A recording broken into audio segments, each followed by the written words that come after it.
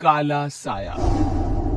यूं तो बनारस घाट अपनी खूबसूरती के लिए बहुत प्रचलित है, पर घाट के किनारे कई राज लिए बैठे हैं।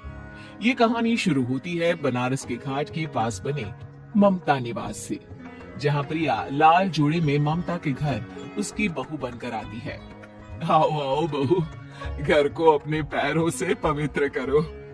ममता घर की दहलीज पार कर ही रही होती है कि अचानक एक बहुत गंदी सी बास पूरे घर में फैल जाती है।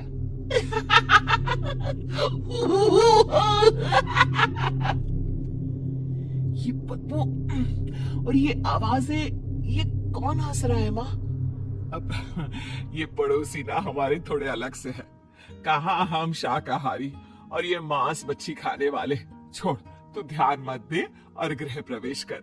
और हाँ बहू, अपनी सास की एक बात हमेशा याद रखना, इन पड़ोसियों से तो कभी बात नहीं करेगी। अच्छे लोग नहीं है ये। अपनी सास की ये बात मानेगी ना बेटा? हाँ माँ, जो आपकी मर्जी, मैं उनसे बात नहीं करूंगी। अगले दिन प्रिया अपनी पहली रसोई बनाने रसोई घर में जाती है। ये छोटी बात तो नाक में जा रही है। एक काम करती हूँ, खिड़की खोल देती हूँ। प्रिया खिड़की खोलने जाती है। इतने जाले, लगता है इस खिड़की को कभी खोला ही नहीं गया। पर ऐसा क्यों? ओह, नॉन वेज की स्मेल आती होगी ना।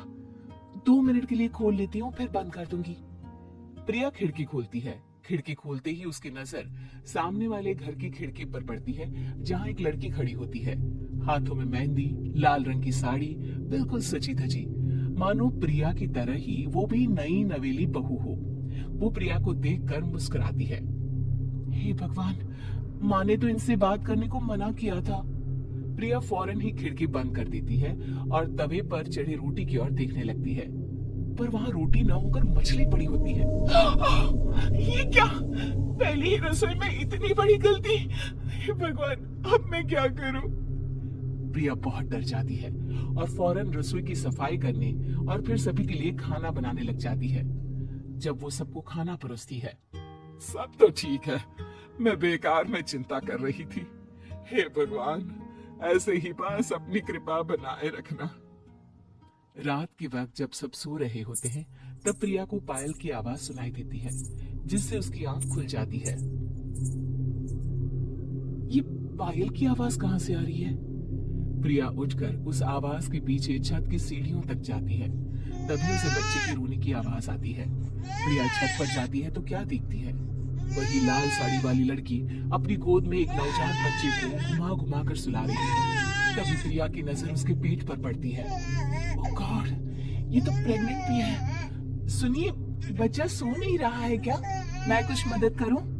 नहीं नहीं, आपके घर वालों को अच्छा नहीं लगेगा, मैं संभाल लूंगी। स्नेहा की गोद से बच्चा हाथ मारकर प्रिया की गोद में आने को छटपटाने लगता है। दोनों घर अगल बगल में बने होने के कारण प्रिया उस बच्चे को गोद में ले लेती है। प्रिया के पास आती ही वो सो जाता है। बच्चे का वो स्पर्श रात भर प्रिया भूल नहीं पाती और अगली सुबह वो छत पर कपड़े सुखा रही होती है, तभी उसे एक औरत इशारा करके बुलाती है। स्नेहा कह रही थी बाबू तुम्हारी गोद में आते ही सो गया। मैं गौरी, स्नेहा की माँ हूँ। बहू, घर आना, बाबू को खिला भी लेना। शाम को जब घर पर कोई नहीं रहता, बच्चे से मिलने के लिए प्रिया छिपकर अपनी पड़ोसन के घर चली जाती है और कुछ देर बच्चे को खिलाकर वापस लौट आती है। इसके कुछ दिन बाद ही प्रिया को पता चलता है कि वो माँ बनने वाली है। ममता की खुशी का ठिकाना नहीं रहता।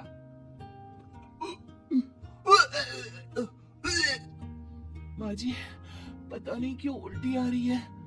प्रिया भागती हुई वॉशरूम में जाती है तो हरे और लाल रंग की उल्टी करती है। उस उल्टी में से कीड़े निकलते हैं। ये क्या? खून और ये कीड़े! माँ! माँ! प्रिया की आवाज सुनकर ममता दौड़कर आती है, पर बेसिन में कुछ नहीं होता। प्रिया हक्की बक्की रह जाती है। ये सब क्या हो रहा है? प्रिया घबरा जाती है और अपने कमरे में जाकर सो जाती है। डर के कारण वो इतनी थक जाती है कि उसकी आंख लग जाती है। तब उसे ऐसा लगता है उसके पेट पर मानो कोई बैठा हुआ हो। कौन हो? प्रिया के पेट पर एक 5 महीने की बच्ची बैठी हुई थी, जो बुरी तरह जली हुई थी। माँ, तुम ही मुझे लाई ना अपने पेट में। मैं तुम्हारी माँ नहीं हूँ। कौन हो तुम? माँ, देखो मैं जल गई बुरी तरह से। 6 महीने पेट में रहने को भी मुझे नहीं मिला। सहला दो ना माँ। बचाओ, बचाओ, माँ। ममता दौड़कर कमरे में आती है। प्रिया की बातें सुनकर वो सब समझ जाती है। तू कहीं बगल वाले घर में तो नहीं जाकर आई ना बहू? मुझे माफ कर दो, मैं गई थी माँ। उस घर में सब मरे हुए हैं बहू। कई साल पहले स्नेहा उस घर में बहू बनकर आई थी। कुछ ही दिन में वो एक बच्चे को जन्म देने वाली थी। पूरा घर बच्चे के आने की खुशी में खोया था कि एक दिन अचानक उस घर में आग लग गई। सब बुरी तरह जलकर मर गए। गौरी आज भी दादी बनने का इंतजार कर रही है और इसीलिए स्नेहा ने अपना अजन्मा बच्चा तुम्हारी कोख में डाल दिया। ममता ये कह रही होती कि पीछे से उसके पैरों को एक बच्चा पकड़ लेता है। दादी, दादी। माँ, स्नेहा की गोद में यही बच्चा था। ये बच्चा कौन है फिर? तेरी मौत है। तेरी भी दादी। जिस जिसका ममता को डर था वही हो गया। ममता निवास के ऊपर मौत ने चादर बिछा दी थी। प्रिया का पेट ऐसे ही बढ़ जाता है मानो 9 महीने का हो। 2 हाथ उसके पेट से बाहर निकलते हैं। बहू, संतोष को फोन कर, किसी पंडित जी को बुला बहू। प्रिया का पति भागता हुआ घर आता है। ये तो होना ही था माँ। तेरा बाप तेरे सामने आ गया तो तू सह नहीं पा रही है। स्नेहा घर में आग लगी नहीं थी, माँ ने लगाई थी, प्रॉपर्टी की लालच में। और वो बच्चा मेरी पहली पत्नी का बच्चा है, मेरा बेटा, जो कि उस आग की चपेट का शिकार हो गया था। मैंने तुमसे ये सब माँ के कहने पर छुपाया था। मुझे माफ कर दो प्रिया। तुम अगर चाहो तो यहाँ से जा सकती हो। मैं तुम्हें किसी भी बंधन में रखना नहीं चाहती। मेरी शादी हुई है आपसे, मैं आपको छोड़ नहीं सकती, पर उससे पहले हमें स्नेहा, उसकी माँ और बच्चे की आत्मा की शांति करवानी होगी। संतोष और ममता गौरी के घर जाते हैं। अंदर सब कुछ जला हुआ होता है। जमीन पर जली हुई लाशें बिखरी हुई थी। ममता रो रो कर अपनी करने की माफी गौरी से मांगती है।